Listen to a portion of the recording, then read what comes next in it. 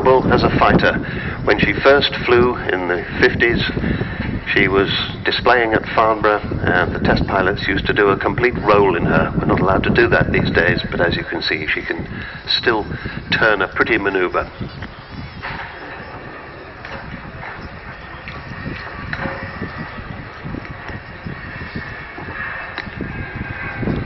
Bomb doors open. You see that enormous bomb bay underneath.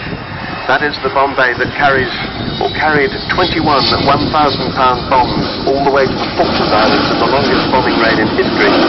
That's flown by the captain, well, then Flight Lieutenant Martin Withers, who was awarded the DFC for that, and they dropped 21 1,000-pound bombs on the runway at Port Stanley with the help of 11 tankers to get them there.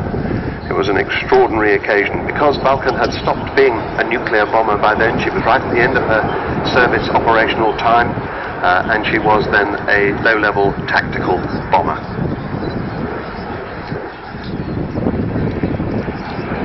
Bomb doors closing as she comes by for the second time.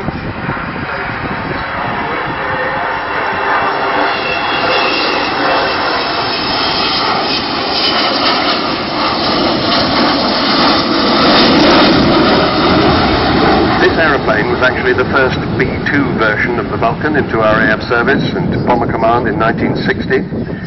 She's actually, this particular aeroplane is a mere 52 years old, just a stripling. She's served on the operating command unit.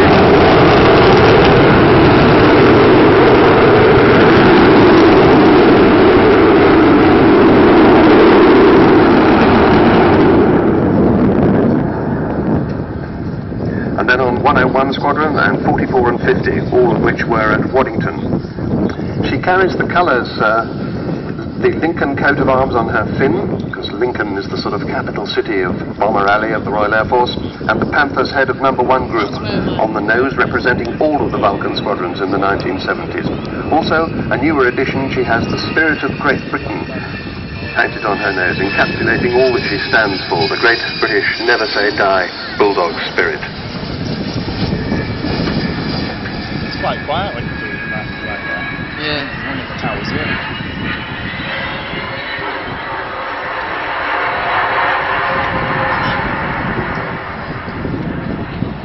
Because when she was the last RAF Vulcan, and when she left service in 1993, nobody thought we'd ever see a Vulcan flying again.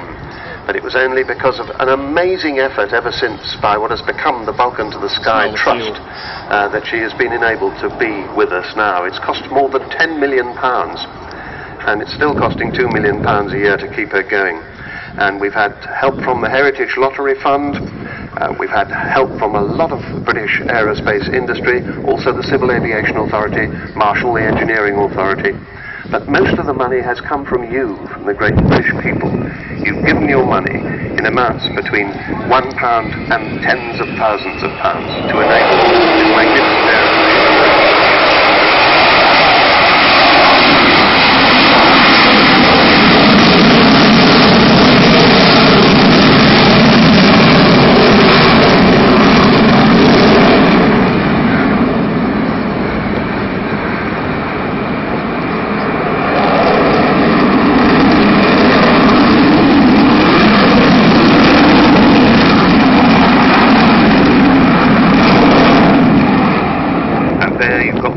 Again, not quite as marked as on the takeoff run, but that wonderful howl. And as she gets up to the top there, Kev Rumans has put the wheels down, and I think he'll come by in front of us again with the wheels down, and then he'll come in to land. So, as I was saying, it's costing £2 million a year to run this extraordinary aeroplane. She is unique. There will never be another aircraft flying like her. And it's amazing to think that there's a piece of paper still in existence dating from 1946 when the great Roy Chadwick, who'd designed the Lancaster and seen it fly only 5 years before, sketched out the first Vulcan. And what's even more extraordinary is if you elongate his picture of the first Vulcan, you see that it becomes recognizably Concorde. So she is a direct antecedent of Concorde, and of course Concorde had Olympus engines too, although rather more developed than these. So If you want to see this aircraft again, please do keep supporting her. Join the Vulcan to the Sky Club.